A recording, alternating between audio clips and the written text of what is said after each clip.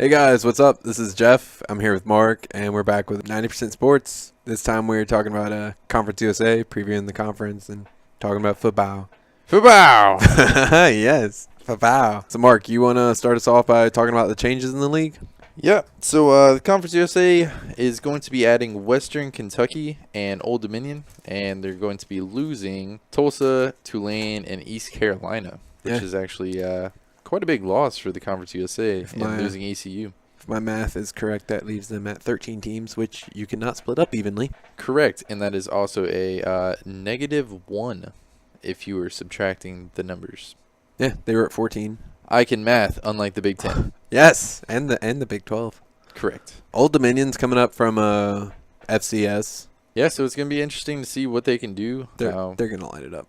I think so. Heineke's really good. Yeah, it'll be interesting to see what they'll be like in the FBS.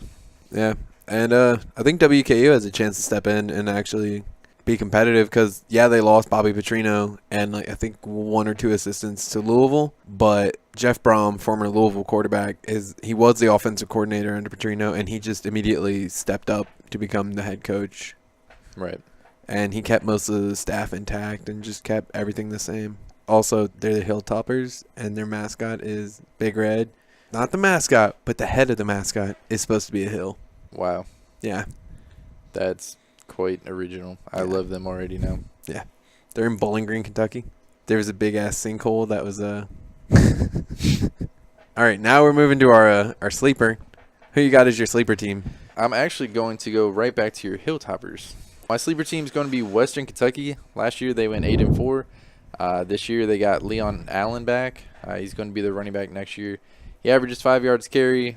Last year he had 5 touchdowns, and he also gets used in the passing game a little bit.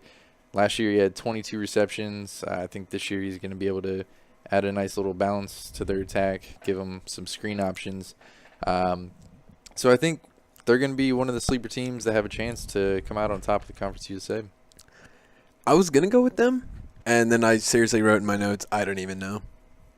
There's just so much going on in the league. Like, you got Old Dominion who's going to come in from the FBS, and Taylor Heineke, their quarterback, he's set so many records at FCS, and he's going to be a senior. And last year he threw for over 4,000 yards, 33 touchdowns, had a completion percentage of 70%. Then you've got UTSA, who came out of nowhere last year and went 7-5, actually qualified for a bowl for I think it was technically the second time, but the first one they went 8-4 with 4 wins against D2 schools. Right. And then you got WKU. They came in 8-4 last year, and like I said, they lost Petrino, but they've got Brom. And last year they had 2 big wins, one over Kentucky and one over Navy. Any of those could be a sleeper team, really. So we're going to transition from our sleeper team to our MVPs.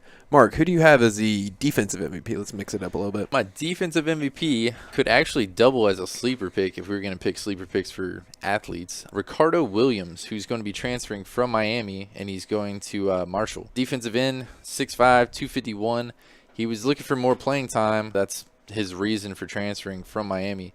He didn't get much playing time at Miami, but watching tapes on this kid, he is ridiculous. Like, oh my gosh, I'm so excited to watch him play this year for Marshall. I think he's going to tear it up. He's going to be able to stop the run, get a lot of pressure on the quarterback, just everything. All right, that's actually a really good one. I didn't even think about that.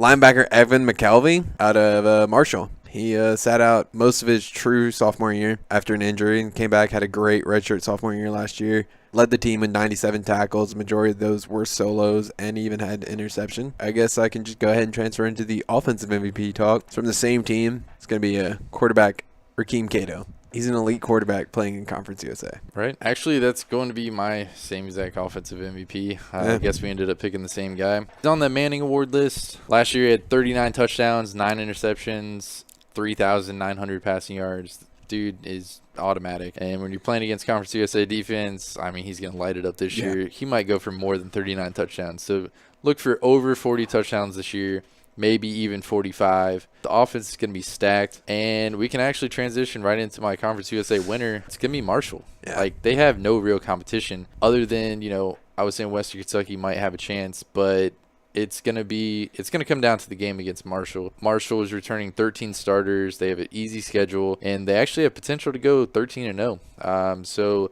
look for Marshall to finish big. And, I mean, if there's a lot of upsets next year, if it's a crazy season, who knows? If the college football gods play it right, they could find themselves in the playoff. Surprise, surprise, both my MVPs are from Marshall, and I'm going to pick Marshall. I mean, talking about Rakeem Cato, that offensive unit as a whole is legitimately a top 25 unit, and the defense is fast and aggressive. They were pretty young last year, despite like Cato's experience, and they're just going to get better with this year. Right, and with that fast and aggressive defense, and you're playing against offenses that aren't going to be that experienced, they're going to be able to capitalize on that and take advantage of all the mistakes that the offenses make. Yeah, and it's pretty much the opposite for Cato. He's just going to cut every other team apart, just going to carve it up like it's turkey at Thanksgiving.